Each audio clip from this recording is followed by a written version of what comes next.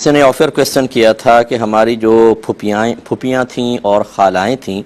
ان کا رویہ والدہ کے ساتھ صحیح نہیں تھا،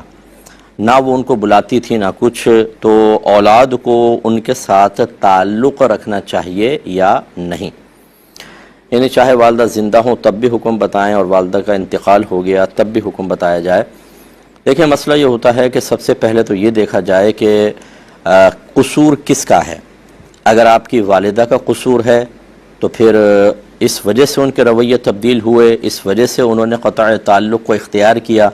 اور واقعی وہ معقول ریزن تھی، ویلڈ ریزن تھی، تو پھر تو آپ کی والدہ کا قصور ہے، ان کا نہیں۔ ایسی صورت میں والدہ کو بلکہ پیار محبت سے اور دائرہ ادب میں سمجھائیں کہ آپ ایسا نہ کریں ورنہ آخرت کا وبال بہت سخت ہے، کیونکہ نبی کریم صلی اللہ علیہ وسلم نے ارشاد فرمایا کہ کسی مسلمان کے لیے جائز نہیں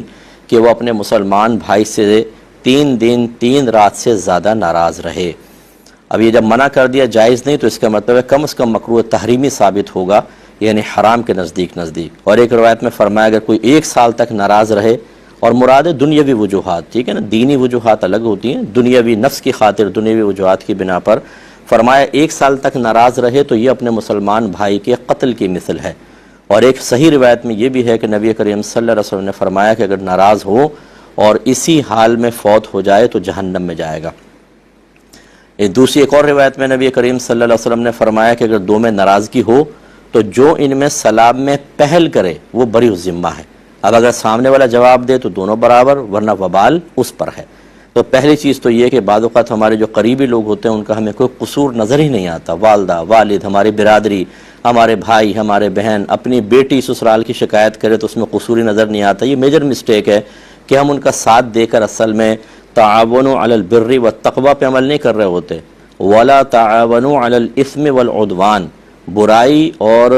زیادتی کے کام میں تعاون نہ کرو، اس کے اندر ہم انوالو ہوتے ہیں، یہ غلط ہے۔ اور اگر فرض کر لیں کہ والدہ حق بجانب ہیں اور پھوپھیاں اور خالائیں ان کا رویہ غلط ہے، وہ مطلب والدہ کو ہرٹ کرتی ہیں اور اس وجہ سے والدہ پیچھے ہیں یا وہ ملاتے ہی نہیں ہیں حالانکہ والدہ صحیح ہیں، تو پھر آپ کو میل جول ترک کرنا چاہیے کہ جب ان میں خرابی خود موجود ہے اور وہ والدہ کو بھی اگنور کر رہے ہیں اور آپ کے قریب جانے سے ہو سکتا ہے کہ ان کی برائیاں آپ میں بھی سرایت کر جائیں، آپ کی فیملی میں، آپ کے بچوں میں، تو پھر دور رہنے میں شرعاً کوئی حرج نہیں ہے۔ خلاصہ کلام یہ ہے کہ پہلے ریزن معلوم کریں کہ کیا ریزن ہے اور پھر کس کا قصور ہے، اس کے حساب سے آپ طرز عمل اختیار کریں۔ اور اگر فرض کر لیں بڑے انتقال کر جاتے ہیں تو پھر اسی اس میں ہوتا ہے کہ اگر قصور سامنے والوں کا ہے، اس وجہ سے والدہ نے چھوڑا ہوا تھا تو دور ہی رہیں، یہ بہتر ہے کہ جس کی وجہ سے سارے زندگی والدہ نے قریبی لوگوں کو چھوڑ دیا، آپ جائیں گے تو آپ کو بھی وہ برائیاں اور خرابیوں کا سامنا کرنا پڑے گا۔ اور اگر قصور والدہ کا تھا اور ان کا انتقال ہو گیا تو پھر آپ کو میل جول رکھنا چاہیے، تاکہ والدہ تو چلیں بیچاری ایک وبال لے کے چلی گئیں، آپ یہ قطع تعلق والا وبال نہ رکھیں اور اپنی والدہ کے لیے دعائے بخشش و مغفرت کرتے رہیں۔ یہ صاحب فرماتے ہیں کہ میرا لڑکا حافظ قرآن بن رہا ہے، 10 سپارے حفظ کر چکا ہے، تو کیا ہم اسے حافظ صاحب کہہ کر پکار سکتے ہیں؟ میرے پیارے بھائی، 30 سپارے کر لے تب بھی حافظ صاحب کہہ کے نہ پکاریں۔ یہ ہمارے اندر ایک مسٹیک ہوتی ہے کہ ہم اپنے بچوں کو بعض اوقات عزت بڑھانے کے لیے کیش کر رہے ہوتے ہیں اور اپنے بچوں کے اندر ریاکاری کوٹ کوٹ کے بھر دیتے ہیں کہ وہ اللہ تبارک و تعالیٰ کی پھر رضا کے لیے نہیں بلکہ انہی القابات کو سننے، حظ نفس حاصل کرنے، دنیاوی فائدے حاصل کرنے کے لیے اپنی عبادات کو استعمال کر رہے ہوتے ہیں۔ جب آپ 10 سپاروں میں حافظ صاحب کہنا شروع کر دیں گے اور ہر ایک عزت دینا شروع کرے گا تو باقی 20 سپاروں میں اخلاص باقی رہے گا، وہ تو اور زیادہ مطلب یہ کہ خواب دیکھے گا کہ ابھی تو 10 سپاروں میں یہ عزت ہے، پتہ نہیں 30 میں کیا ہوگی۔ تو اپنے بچوں کو مطلب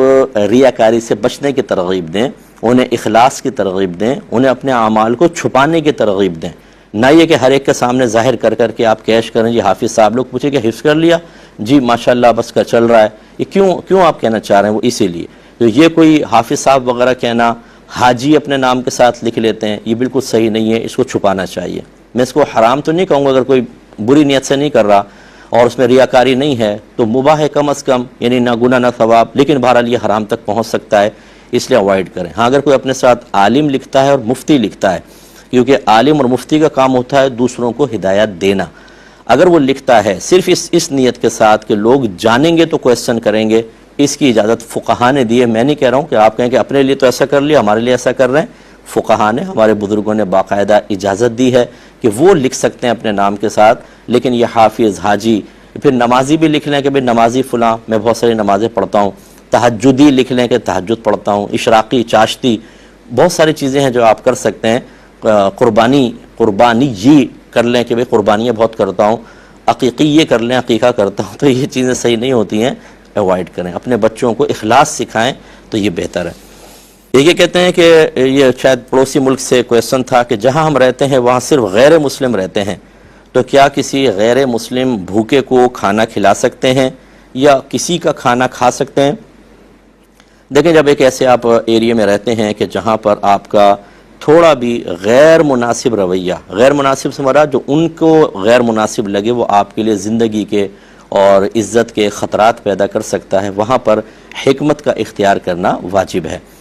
اور پھر دوسری صورتحال یہ ہے کہ ہمارا مذہب اسلام بہترین مذہب ہے، یہ تو ایک جانور بھی اگر خطرے میں ہو، اس کی جان جا رہی ہو تو اس کی مدد کرنے کا حکم دیتا ہے، چاہے جائے کہ اگر وہاں پہ کوئی ایسا ہے کہ اس کی جان جا رہی ہے اور کوئی کھانے کو نہیں ہے تو ٹھیک ہے آپ دے لیں یہ، اور اس ماحول کے اندر خاص طور پہ میں عرض کر رہا ہوں کیونکہ ماحول کے اعتبار سے احکام بدل جایا کرتے ہیں۔ پاکستان میں ہوتا میں کچھ اور حکم اس کے ساتھ ایڈ کرتا، لیکن جہاں سے آپ معلوم کر رہے ہیں آپ بالکل اچھا رویہ رکھیں اور اخلاق سے رہیں، اور اگر ان کو کوئی مدد کی ضرورت ہے مدد بھی کریں۔ اگر ان کا کھانا آتا ہے تو گوشت تو نہیں کھا سکتے، یہ کنفرم ہے، کیونکہ وہ ہو سکتا ہے کہ طیب اور حلال نہ ہو، لیکن دیگر چیزیں سبزیاں وغیرہ بھیجیں اور وہ تو آپ ریسیو کر سکتے۔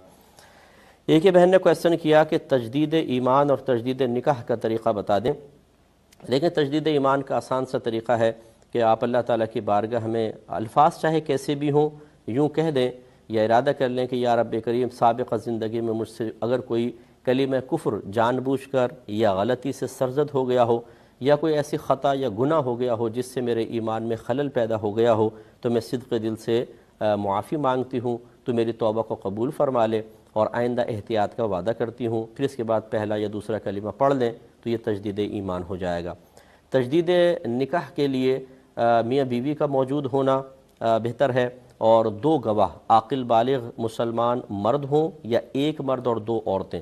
یہ جوان بیٹے بھی بن سکتے ہیں، گھر کے بالغ افراد بھی بن سکتے ہیں، کسی قاضی صاحب کی حاجت نہیں ہے، میاں بیوی آمنے سامنے بیٹھ جائیں اور زوجہ شوہر سے کہیں کہ میں آپ کو اجازت دیتی ہوں کہ آپ میرا نکاح اپنے ساتھ کر لیں۔ اگر کوئی مہر رکھنا چاہیں، یہ اس صورت میں ہوتا ہے کہ خدا نخواستہ کوئی کلمہ کفر وغیرہ نکل گیا تو بہتر ہے نیا مہر، ورنہ مہر جدید کی حاجت نہیں ہوتی، بس اتنا آپ کہہ دیں کہ میں آپ کو اجازت دیتی ہوں کہ آپ میرا نکاح اپنے ساتھ کر لیں، اور شوہر جواب میں کہے کہ میں نے تمہارا نکاح اپنے ساتھ کیا، بس جیسے یہ کہیں گے نکاح ہو گیا۔ ایک دفعہ کہنا کافی ہے، 3 دفعہ کہہ لیں تو بہتر ہے، تو یہ نکاح ہو گیا، پر کسی بڑے اہتمام کی حاجت نہیں ہے۔ کبھی کبھار بلکہ اگر ہو سکے تو روزانہ تجدید ایمان کر لیا کریں، اور کبھی 3 مہینے میں 6 مہینے میں تجدید نکاح بھی ہو جائے، اسی طرح اپنے گھر میں رہتے ہوئے تو بہتر ہوتا ہے۔ نادانستہ طور پہ انسان کی زبان سے کچھ کلمات ایسے نکل سکتے ہیں جس سے ایمان میں خلل پیدا ہو۔ میرے آقا صلی اللہ علیہ وسلم نے ارشاد فرمایا کہ بعض اوقات انسان اپنی زبان سے ایسے کلمات نکالتا ہے جن کی